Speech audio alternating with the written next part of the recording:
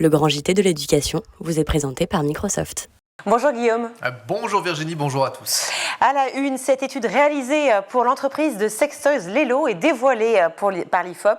Les Français font de moins en moins l'amour et en particulier les 18-24 ans. Et oui, plus d'un quart de ces jeunes qui ont déjà fait l'amour admettent n'avoir eu aucun rapport sexuel au cours de cette année. C'est 5 fois plus qu'en 2006, une tendance qui est similaire d'ailleurs chez nos voisins en Allemagne, au Royaume-Uni, encore en Finlande ou encore aux États-Unis. En France, le nombre de personnes qui ont eu d'ailleurs un rapport au cours des 12 derniers mois n'a jamais été aussi faible qu'il y a 50 ans, 76% en moyenne, soit une baisse de 15 points par rapport à la dernière grande enquête de 2006. Une tendance à la baisse qui concerne autant les hommes que les femmes.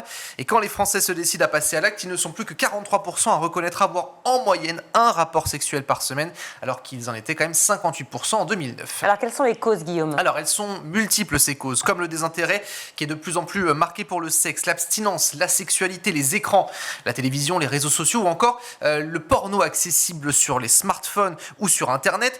Mais il n'y a pas que ça, comme l'explique François Cros, il est directeur du pôle sexualité à l'IFOP. La qualité des rapports prime sur leur fréquence, était sur France Inter. Avant, quand on demande aux Français, ils pensaient qu'il fallait avoir un rapport sexuel 2 à 3 fois par semaine. Aujourd'hui, je pense qu'il y a la notion de sobriété un petit peu qui est assez générale et qui se traduit aussi en matière de sexualité, dans le fait qu'on n'est pas forcément obligé d'avoir une vie sexuelle intense ou trépidante pour réussir son couple. Il y a un effet aussi sans doute un peu MeToo, je dirais, où la notion de consentement et de désir devient centrale, et où on s'affranchit des normes en matière d'intimité ou de rapport au corps. Alors les jeunes de moins de 35 ans qui vivent également en couple sous le même toit, eh bien pour la moitié des hommes reconnaissent avoir déjà évité un rapport sexuel en voulant regarder une série Netflix. On retrouve cette concurrence aussi sur les écrans puisqu'ils préfèrent les écrans au sexe pour 53% des hommes de moins de 35 ans qui vivent en couple. Alors, un autre sondage IFOP, cette fois-ci en 2019, révélait que 59% des femmes et 42% des hommes avaient déjà fait un orgasme au cours de leur vie et 26% des sondés affirment simuler, souvent en début de relation, contre 8% une fois que les personnes sont en couple. Oui, fin pour verbe feindre. Oui, feindre, voilà, on est que soit clair. Ce mardi, acte 2 des manifestations au sein de l'éducation nationale à l'initiative de plusieurs syndicats. Et notamment le SNES-FSU, le principal syndicat dans les collèges et les lycées. Ce matin sur France Info, Sophie Vénétité, sa secrétaire générale et porte-parole, est revenue sur la mobilisation de jeudi dernier, un début de mouvement qui était d'ailleurs un succès.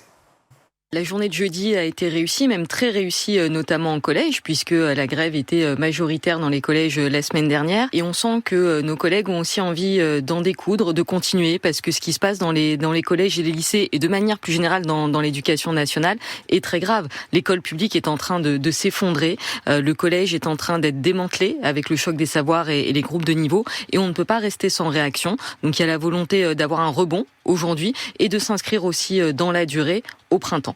Alors la durée, oui, mais pour quelle revendication ? Je vous propose d'écouter une nouvelle fois Sophie Vénétité.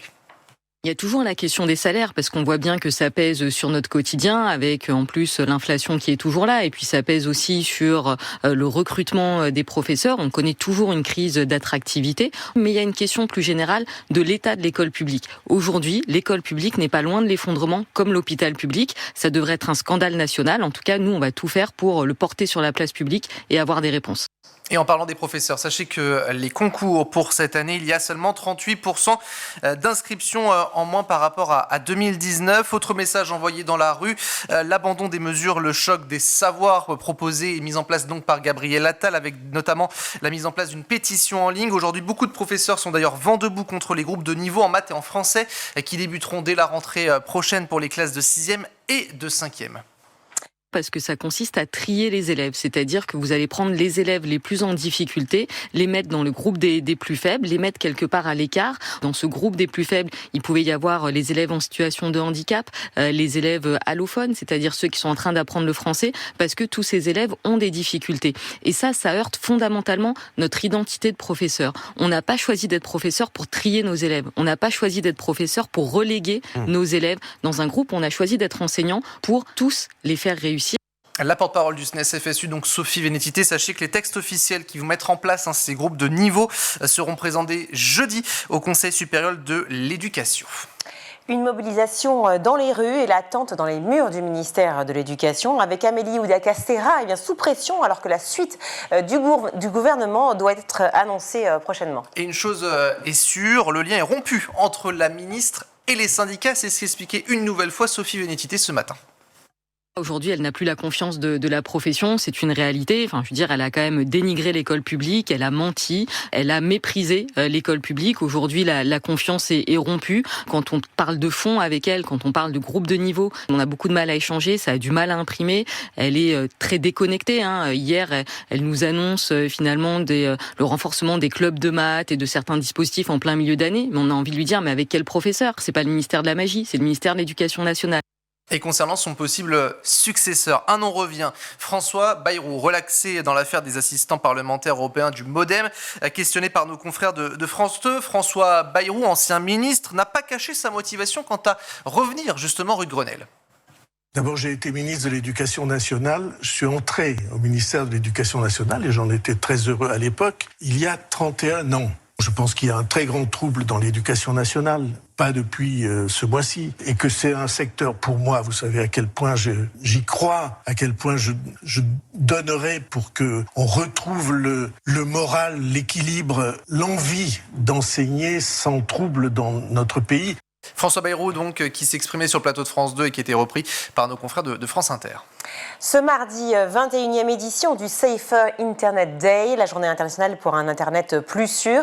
Et l'association Marion la main tendue et Head Shoulders ont dévoilé les chiffres du cyberharcèlement. Pour 44% des jeunes, les violences se déroulent aussi sur les réseaux sociaux. Une étude qui a été menée auprès des collégiens, auprès des lycéens, des parents, des enseignants. Un cyberharcèlement qui est un phénomène de grande ampleur pour 94% des parents, 91% des jeunes et 90% des enseignants. D'ailleurs, 9 parents sur 10 pensent même que c'est une problématique qui n'est pas assez appréhendée par les pouvoirs publics. Et pour les 19% des collégiens et lycéens qui se disent concernés par le harcèlement scolaire, les violences se concentrent pour la plupart et pour la moitié au collège. D'ailleurs, ils peuvent prendre la forme de messages blessants en ligne ou par téléphone pour près de la moitié des victimes. Et plus globalement, pour 94% de ces jeunes interrogés, les réseaux sociaux contribuent à ce phénomène de harcèlement scolaire. Et pour agir contre le harcèlement scolaire et le cyberharcèlement, l'association Marion la main tendue propose une application dédiée, l'application Colibri. Elle est disponible d'ailleurs sur iOS ou encore sur Android. Elle propose des solutions de prévention pour détecter les signaux faibles du harcèlement et du cyberharcèlement. Donc, cette application qui s'appuie sur 3 piliers, la prévention,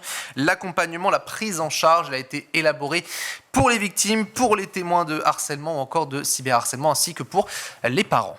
Merci beaucoup Guillaume. Vous avez regardé le Grand JT de l'éducation avec Microsoft.